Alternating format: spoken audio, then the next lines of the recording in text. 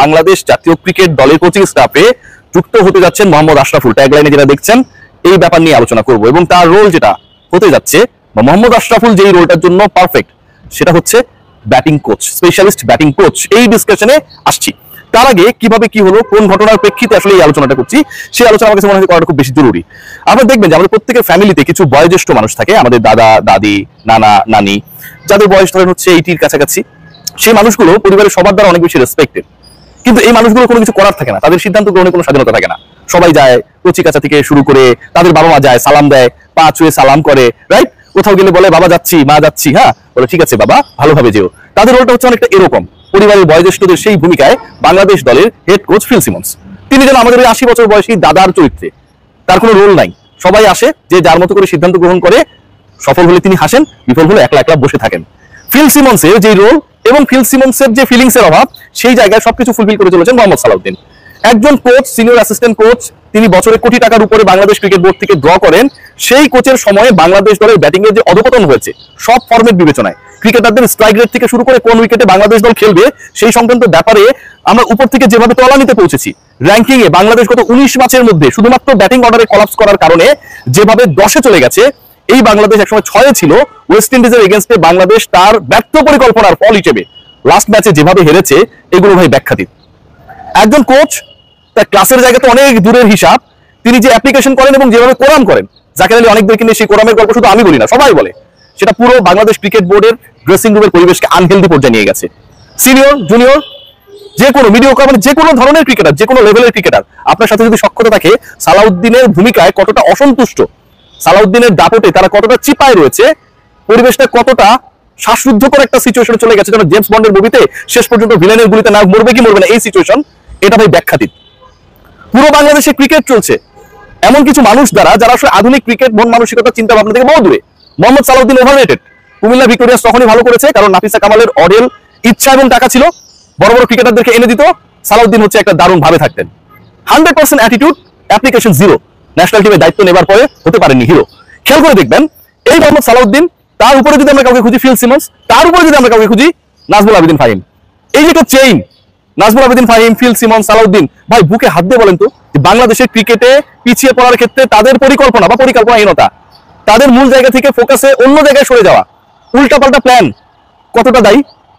বাংলাদেশ দল, যেই দলটা আবারও বলছি যে তাদের ফেভারিট ফরম্যাট খেলছে, সেই দলকে কেন্দ্র করে ক্রিকেট অপারেশনস কতটা অপরিকল্পনায় থাকে, কতটা উদাসী থাকে। কোচিং স্টাফদের মধ্যে যেন বিকার নেই যে টি20 এবং ওয়ানডে একবার নাইম শেখ একবার সৌম্য সরকার দলের সাথে কেউ যোগ দিতে পারেন, অথবা কেউ যোগতেন একদম লাস্ট মোমেন্টে। ক্রিকেট অপারেশনসের কাজ সারছেন আবার নাজমুল আবেদিন ফাহিম। সো পরিবর্তন আনতে হবে। বাংলাদেশ দল এখন থেকে 30 বছর আগে যে চলে গেছে, সেখান থেকে টাইম মেশিনে ভর করে আবার ব্যাক করতে হবে এবং ব্যাটিং এর জায়গাটায় বাংলা ভাষায় ব্যাটারদেরকে বোঝাতে হবে যে সমস্যার জায়গাটা কোথায়। ছোট্ট করে একটা এক্সাম্পল দিই, যে আপনি যদি 3.5-4 রান রেটে খেলেন, লাস্টের 7 ওভার যদি আপনি কাজে লাগান, আপনার স্কোর তো এমনিতেই 240 হয়। মিরপুরের উইকেট কালো হোক, ফর্সা হোক, মরা হোক, জীবিত হোক, যাই হোক না কেন, যেই ক্রিকেটারকে যখন নামানো উচিত, যিনি সুইট টাইমিং এর মধ্যে রয়েছেন, যে স্ট্রাইক রেট বেটার, যিনি টানা 2 ম্যাচে ভালো করেছেন, সেই ক্রিকেটারকে আপনি না নামিয়ে টি20 দল থেকেও বাদ পড়ে যাওয়া নাজমুল হোসেন শান্তকে আপনি চ্যালেঞ্জ দিয়ে দিলেন 3 বলে 6 রান করার। এর থেকে ফাজলামা হতে পারে?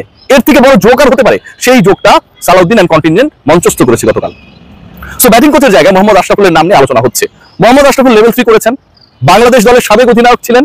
বাংলাদেশের এই মুহূর্তে ক্রিকেট মস্তিষ্ক হিসেবে যদি আপনারা কাউকে বিবেচনা করেন, ভাবেন, চিন্তা করেন এবং এই কাজটা, কোচিং এর কাজটা যদি তাকে আপনারা এখানটা ইনভলভ করেন, সেই জায়গায় মোহাম্মদ আশরাফুল ছাড়া আমি কোনো প্রপার ক্রিকেটার পাই না, প্রপার কোনো মস্তিষ্ক পাই না।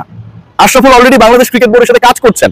মোহাম্মদ সালাউদ্দিন যদি বছরে 1 কোটি টাকা বেতনে বা তারও বেশি বেতনে ক্রিকেট বোর্ডের এরকম একটা হাই প্রোফাইল রোলে থাকতে পারেন, মোহাম্মদ আশরাফুলকে রাখতে সমস্যাটা কোথায় ভাই?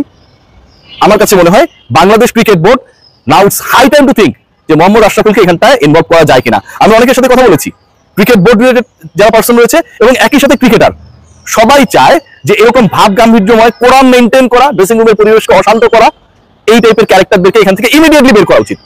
ইমেজ সংকটে বুলবুল ভাই অন্তত পড়বেন না। সালাউদ্দিনকে আপনি অন্য দায়িত্ব দেন, এইচপিতে পাঠিয়ে দেন, অন্য কোথাও পাঠিয়ে দেন, কোনো সমস্যা নেই।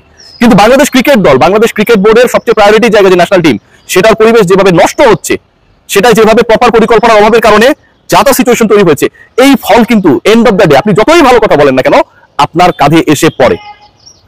আশরাফুলের ব্যাপারে অন্যদের যেমন আগ্রহ রয়েছে, আশরাফুলের আগ্রহের জায়গাও রয়েছে।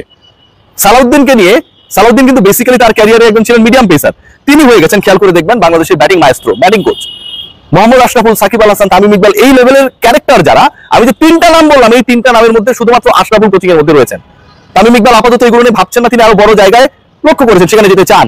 সাকিব আল হাসান বাংলাদেশে নেই, রেলেভেন্ট না। মোহাম্মদ আশরাফুল, আবারও বলছি যে আপনি যদি চোখ বন্ধ করে বাংলাদেশের ক্রিকেট ট্যালেন্ট বিবেচনা করেন, সবার আগে ব্যাটিং ডিপার্টমেন্টে আপনার কাছে যে দু তিনটা নাম আসবে, আশরাফুল তার একটা। আশরাফুলকে অফার করলে আশরাফুল সেই অফারটা নেবে, আমি গ্যারান্টি দিচ্ছি, সিরিয়াসলি। আশরাফুলকে আপনি অফার করেন, আশরাফুল সেই দায়িত্ব নেবে এবং সালাউদ্দিনের থেকে অনেক ভালো করবে। ক্রিকেটাররা সবাই ভয় থাকেন কয়েকটা কারণে। একটা হচ্ছে সালাউদ্দিনের একটা বড় গ্রুপ রয়েছে এখানটায়। শোনা যায় যে ওই নাজমুল শান্তকে তিনি নামানোর অন্যতম কারণ নাকি যেন মন না খারাপ করে। নাজমুল শান্তরা কোনো না কোনো ডোমেস্টিক লিগে, ক্লাবে ক্যাপ্টেন্সি করবে, সামনে প্রিমিয়ার লিগ বা এটা ওটা। সালাউদ্দিন সাহেবরা আজীবন ন্যাশনাল টিমের কোচিং এ থাকবেন না। তো এই যে একে একে দুই মেলানো, যে আমার ক্লাবের কোচ হচ্ছে সালাউদ্দিন ভাই, অথবা সালাউদ্দিন ভাইয়ের ক্লাবের ক্যাপ্টেন হচ্ছে আমি, এই যে একে একে দুই মেলানোর চিরায়ত বাঙালি চেষ্টা, সেটা গতকাল বাংলাদেশকে ডুবিয়েছে, বাংলাদেশকে ভুগিয়েছে, বাংলাদেশকে হারিয়েছে। যে ম্যাচটা বাংলাদেশ জিততে পারতো অনায়াসে, শুধুমাত্র সব ভুল বাদ দিলাম, 50-50 জায়গায় ভুল হয়েছে, সব বাদ দিলাম। প্রপার টাইমে 1 ওভারে খেলাটা যখন হলো, তখন যখন আপনি এমন 3 ক্রিকেটারকে সিলেক্ট করেন যার প্রথম রান করতে একজনের 15 বল লেগেছিল ওই 50 ওভারের ম্যাচে, একজনের সেট হইতে মোটামুটি 3-4টা পাওয়ার প্লে লেগে যায়, মানে সুপার বল লেগে যায় নাজমুল হোসেন শান্ত। আর সৌম্য সরকার 50 স্ট্রাইকে ব্যাট করে দেখিয়ে দিয়েছে যে তিনি আসলে এই সিচুয়েশন হ্যান্ডেল করার অবস্থায় নেই। মোহাম্মদ সালাউদ্দিন তাদেরকে চুজ করেছে, দায়টা ব্যাটিং কোচের এবং দায়টা ক্রিকেট অপারেশনসের। নাজমুল আবেদিন ফাহিমরা যতই এড়ানোর চেষ্টা করুক, এই বাজে পরাজয় দায় তাদের নিতে হবেই। আশরাফুলকে ওয়েলকাম করুন, দেখুন সব বদলে যাবে।